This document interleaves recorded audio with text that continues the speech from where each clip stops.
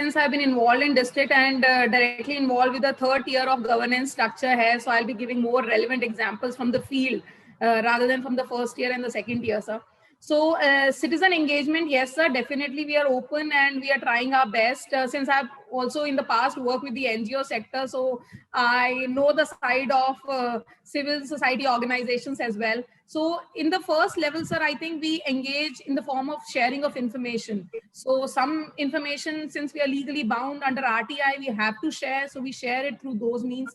However, more proactive measures like wall writings, that SECC list is there, socioeconomic caste census data is there through which beneficiary selection for various schemes are happening, like Pradhan Mantri Awas Yojana is happening through that. So we publish that priority list through wall paintings on the Panchayat Bhavan so that people are not duped in the name of that your name is there or we'll include your name, because already that list is existing.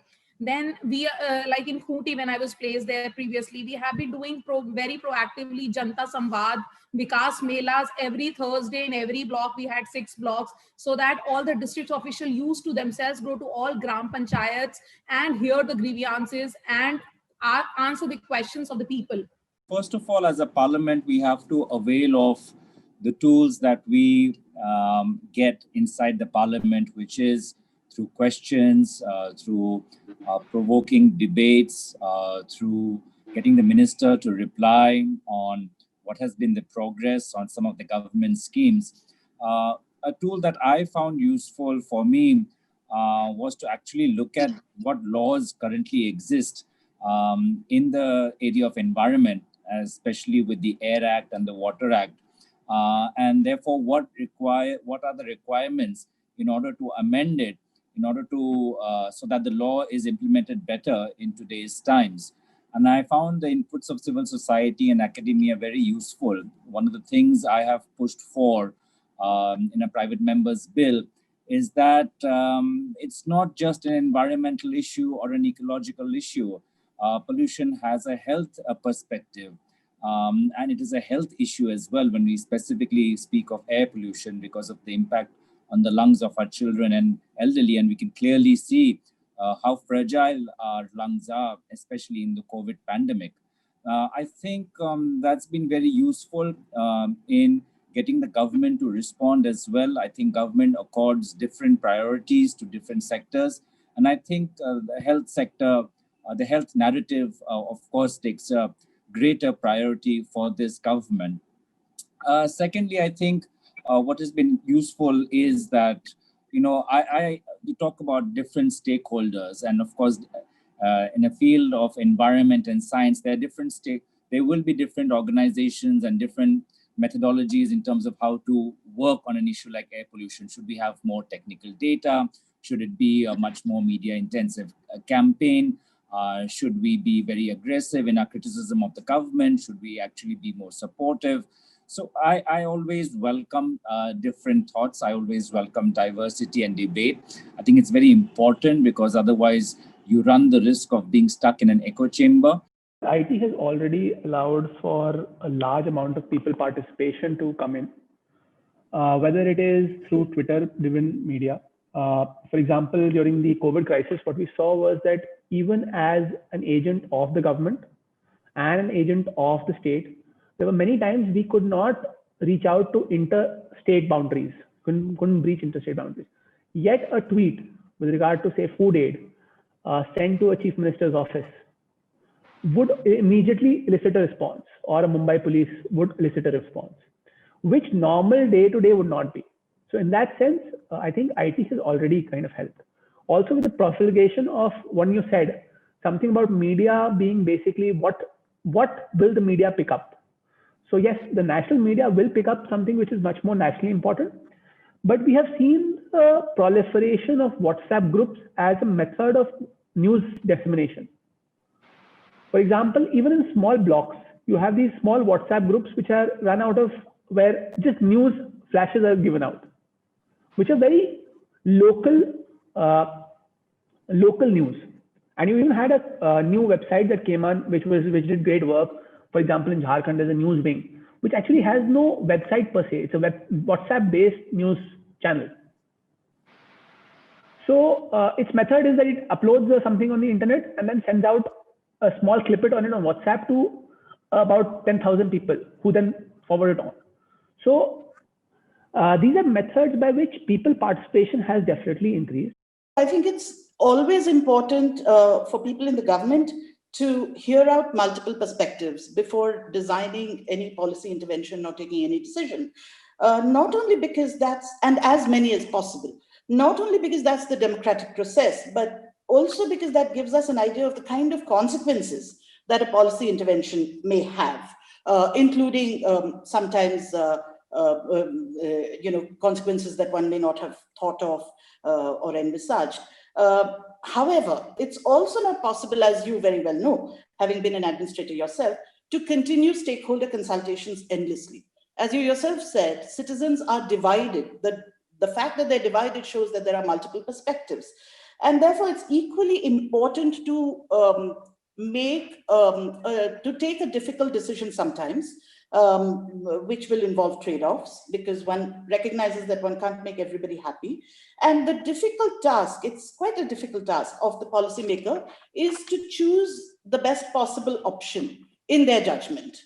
And it's a judgment call. And we're making these decisions constantly, every day, on what you call wicked problems.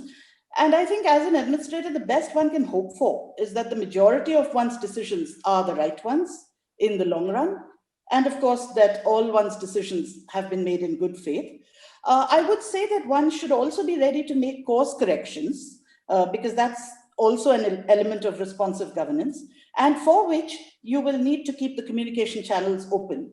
One of the things that we've seen in Karnataka is that you had a pretty good system of Gram Sabhas institutionalized over a period of the last 18 to 20 years through several amendments in the law.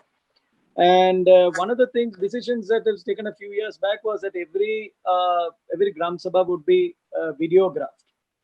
But I remember that once a deputy commissioner, or actually a CEO of a Zilla Panchayat, sat down and watched the videos, and then went and looked at the beneficiary list and found that there was a 30% variation between the beneficiary list as decided and as recorded on the videos and what was finally recorded. So there is a lot of a slip between the cup and the lip that is happening. How do you improve the quality of the responsive chain that is triggered by the Gram Sabha? I'm sure the Gram Sabhas will be conducted well, but then the responsive chain has to be improved. I think the Gram Sabha can only be improved. I remember an old director of ours at the academy, Mr. B.N. Yugandhar, used to say that the only cure for bad democracy is more democracy. And so if a Gram Sabha is loud and chaotic and has multiple people speaking with very sharply divided views, I think the only way to improve that is to bring in even more perspectives of those whose voices haven't yet been heard.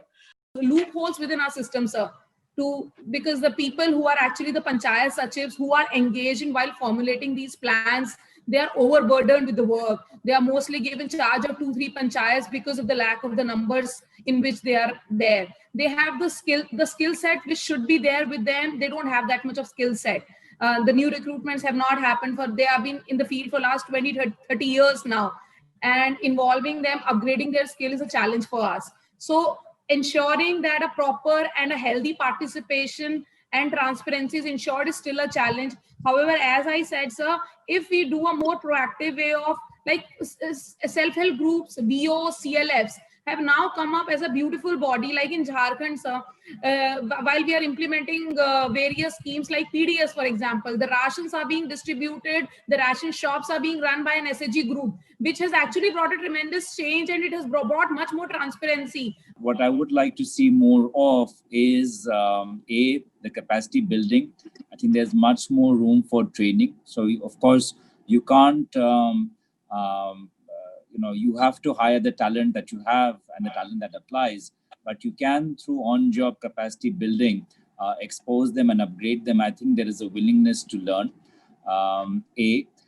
B, I think, again, to overcome the resource constraints and capacity constraints, you have to work on partnerships a lot more. And that's what the examples have been quoted in by other speakers as well. So you have to rely on academia, you have to rely on local intellectuals, you have to rely on local NGOs. So you have to be innovative in your responses as well, because the situation from village to village is different, and therefore you have to have the flexibility to, as Umaji said, to listen to multiple stakeholders and able to engage multiple stakeholders as well.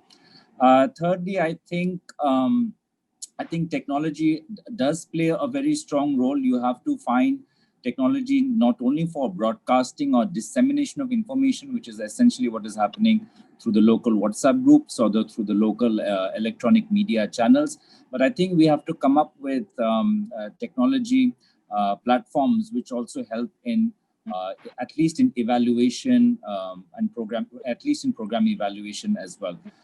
IT can never be a panacea for all cures. However, I think the role of IT that has happened is that whether it's the same thing with RTI. If you look at RTI allows access to those who may not have had access earlier. And there was a study that was done in Delhi which found that a letter of an MLA or an MP had the same amount of effect as an RTI application for getting service delivery. The same way IT helps. For example, you have something called Pragya Kendras or common service centers. Now, for something which required a far lengthier process and allowed for far larger leakages, that has been done away with simply because people can now go up and claim within a stipulated amount of time certain services. Obviously, that services need to be increased. The causes of rejection of those services need to be delved into. Having said that, I think it's an ongoing process. As far as training and cramming people into, that is a skill development issue. However, if you look at one of the things that have not really taken off is the entire, in states, that is the e-filing system. Files are still bulky methods. However, even in states, there are some departments that go in for e-filing and those that remain with the bulky files of the 19th century. I think there are certain low-hanging fruits that need to be identified, taken up and implemented. And once those are done, then the next lot will come in. You can't have IT as a magic wand and then you go to a place, let's say you go to a block and say this is going to be an IT-enabled block. And you wave that magic wand and a year later you come back and everything will be hunky-dory. It doesn't work like that.